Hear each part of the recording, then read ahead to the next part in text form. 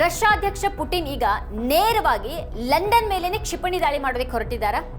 ಈ ಬಗ್ಗೆ ನಾರ್ವೆ ರಕ್ಷಣಾ ಸಚಿವ ನೀಡಿರುವಂತಹ ಸ್ಫೋಟಕ ಹೇಳಿಕೆ ಏನು? ಜಾಗತಿಕ ತಾಪಮಾನ ಏರಿಕೆಯಿಂದಾಗಿ ಆರ್ಕ್ಟಿಕ್ ಮಂಜುಗಡ್ಡೆ ಕರಗಿ ರಷ್ಯಾದ ಉತ್ತರ ಕರಾವಳಿಯಲ್ಲಿ ಹೊಸ ಸಮುದ್ರ ಮಾರ್ಗವನ್ನು ತೆರೆದ್ರೆ ಅದು ಜಾಗತಿಕ ವ್ಯಾಪಾರ ಮತ್ತೆ ಸೋಯೆಜ್ ಕಾಲುವೆ ಮೇಲಿನ ಅವಲಂಬನೆಯನ್ನ ಹೇಗೆ ಬದಲಾಯಿಸಲಿದೆ? ಆರ್ಕ್ಟಿಕ್ನ ಬೇರ್ ಗ್ಯಾಪ್ ಕಡಲ ಮಾರ್ಗವು ಅಟ್ಲಾಂಟಿಕ್ ಮಹಾಸಾಗರವನ್ನು ಪ್ರವೇಶ ಮಾಡೋದಕ್ಕೆ ರಷ್ಯಾದ ನೌಕಾಪಡೆಗೆ ಯಾಕೆ ಅತಿ ನಿರ್ಣಾಯಕ ಕಾರ್ಯತಂತ್ರದ ದ್ವಾರ ಆಗಿದೆ? ರಷ್ಯಾದ ಅತ್ಯಂತ ಶಕ್ತಿಶಾಲಿ ಪರಮಾಣು ಜಲಂತರ್ಗಾಮಿ ನೌಕೆಗಳು ನೆಲೆಸಿರುವಂತಹ ಕೋಲಾ ಪರ್ಯಾಯ ದ್ವೀಪ ಪ್ರದೇಶವು ನೆಟೋ ದೇಶಗಳ ನಿದ್ದೆಗೆಡಿಸಿರೋದು ಯಾಕೆ?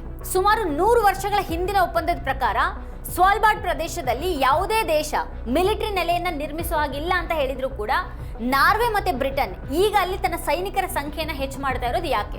ರಷ್ಯಾದ ನೆರೆಹೊರೆಯ ದೇಶಗಳಾದ ಫಿನ್ಲೆಂಡ್ ಮತ್ತೆ ಸ್ವೀಡನ್ ನೆಟೋ ಕೂಟ ಸೇರಿದ ನಂತರ ತನ್ನ ಉತ್ತರ ಗಡಿಗಳ ರಕ್ಷಣೆಗಾಗಿ ಆರ್ಕ್ಟಿಕ್ ನಲ್ಲಿ ಮಿಲಿಟರಿ ಬಲಪಡಿಸೋದು ತನಗೆ ಅನಿವಾರ್ಯ ಅಂತ ಪುಟಿನ್ ವಾದ ಮಾಡ್ತಾ ಇರೋದು ಎಷ್ಟು ತಾರ್ಕಿಕವಾಗಿದೆ? ರಷ್ಯಾ ಈಗಾಗಲೇ ಫ್ರಾನ್ಸ್ ಜೋಸೆಫ್ ಲ್ಯಾಂಡ್ ಮತ್ತೆ ಕೋಟೆನ್ಲಿ ದ್ವೀಪಗಳಲ್ಲಿ ವಾಯು ನೆಲೆಗಳನ್ನು ಪುನಃ ಸಕ್ರಿಯಗೊಳಿಸಿರೋದು ಆರ್ಕ್ಟಿಕ್ ವಲಯದಲ್ಲಿ ಹೊಸದೊಂದು ಜಾಗತಿಕ ಯುದ್ಧದ ಮುನ್ಸೂಚನೆನಾ? ಆರ್ಕ್ಟಿಕ್ ನಲ್ಲಿರುವ ಅಪಾರ ತೈಲ, ನೈಸರ್ಗಿಕ ಅನಿಲ ಮತ್ತೆ ಖನಿಜ ಸಂಪನ್ಮೂಲಗಳ ನಿಕ್ಷೇಪವನ್ನ ಹೊರತೆಗೆಯೋದಿಕ್ಕೆ ಜಾಗತಿಕ ಮಹಾಶಕ್ತಿಗಳ ನಡುವೆ ಈಗಿನಿಂದಾನೇ ಕರಾಳ ಪೈಪೋಟಿ ಶುರುವಾಗಿದೆಯಾ? ಈ ಬಗ್ಗೆನೇ ಒಂದು ವಿವರವಾದ ವಿಶ್ಲೇಷಣೆಯನ್ನು ವೀಕ್ಷಿಸೋದಕ್ಕೆ ಕೆಳಗಿನ ಲಿಂಕ್ ಅನ್ನು ಕ್ಲಿಕ್ ಮಾಡಿ.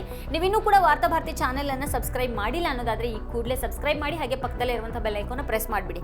ಮತ್ತೆ ನಮ್ಮ ಎಲ್ಲ ವಿಡಿಯೋಗಳನ್ನು ಮಿಸ್ ಮಾಡದೆ ಕೊನೆವರೆಗೂ ನೋಡಿ. ಅದರ ಕುರಿತಾಗಿ ನಿಮಗೆ ಏನು ಅನ್ಸುತ್ತೆ, ಏನು ಅಭಿಪ್ರಾಯ ಇದೆ ಅದನ್ನು ವಿಡಿಯೋ ಕೆಳಗಡೆ ಕಮೆಂಟ್ ಮಾಡಿ ನಮಗೆ ತಿಳಿಸಿ. ಮತ್ತೆ ನಿಮ್ಗೆ ಇಷ್ಟವಾದಂಥ ವಿಡಿಯೋಗಳ ಲಿಂಕ್ ಅನ್ನು ನಿಮ್ಮೆಲ್ಲ ಬಂಧು ಮಿತ್ರರಿಗೆ ವಾಟ್ಸ್ಆಪ್ ಮಾಡಿ. Thank you.